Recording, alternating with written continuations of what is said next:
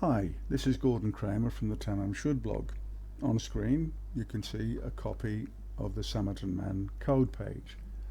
This page was found as indentations on the back of a copy of the Rubaiyat that was found in turn on the back seat of a car parked about 1 kilometre away from where the body of the Somerton Man was found.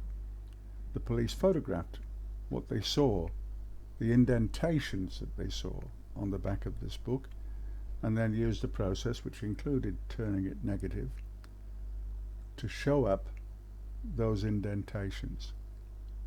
They then proceeded to mark those over, and they marked every single letter, every line, crossed lines, the X. There is also a flourish down here at the bottom. Up here on the top right there's a stain, there's a smaller stain here in the center, and to the left. There are a few other markings in here, but we'll leave them perhaps for another time. So this then is the code page, and when you look at it, it looks, well, like it's been marked over. But when you start to look in close at this particular page, you start to see that there's more to this code page, a lot more to the code page than at first there appears.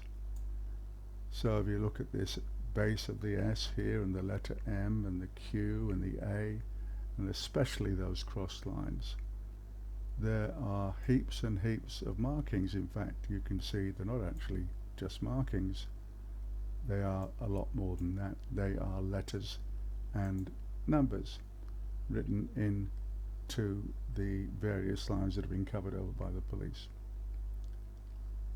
Let's have a look now at a little more detail of this cross line in the center. Bring it up a little and down a fraction more, and you should be able to see a letter N, a 2, a 1, a D, an 8, a 6, an A. I think that's a 4, a 2, a 9, a 5, and it goes on right the way along to the end of that particular line. And you'll also see it here at the joined part at the end of the cross lines, and in the X that's been marked, and across the top here in that line, that's filled with little lines of code, letters and numbers. Let's look now at the next one. This is the top left stain. Won't get too large on this because it is just a little difficult to focus, but you should be able to make out the numbers 3939 at the top, and then underneath more numbers and letters, all exquisitely written in tiny writing. These would be, this one at the top, 1 millimeter plus, and then we're getting down to probably 0.7 of a millimeter. Another example, this is the letter M, the first letter M on the top line of the code page. I've underlined the areas for you to look closely at. A whole string of numbers and letters. You follow their little black dot along. We'll start with a 2, a 4, a 4 and 2, a 4, a 5, a 6. I think that's a 2, there's a 3, there's a 3, and so on, all the way along to the end of that line, and here, and here. In fact, it's every single part of that letter M. One more to look at, the top right hand stain, and this is interesting because there are a few telephone numbers in here, a little hard to make out because it's a dark grey across a lighter grey beneath it. Quite difficult to see. Those of you who may have had, I don't know, advanced flying lessons, you would have had something similar where you have to tell the difference in colour shades and pick out numbers against another background. That's very similar to what you see here.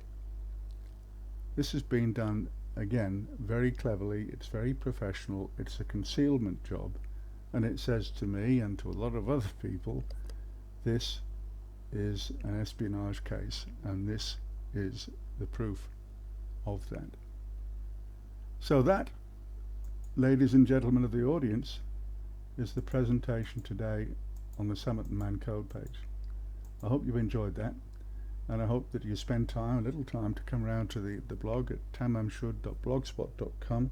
You'll find a whole lot of information there across a wide range of subjects, all associated with the Somerton Man code page, and the subject of Venona, which is the code that was found, the Soviet code that was found and cracked by the US in 1943. I think they got back to start to crack it, but they really got into it seriously in 1946.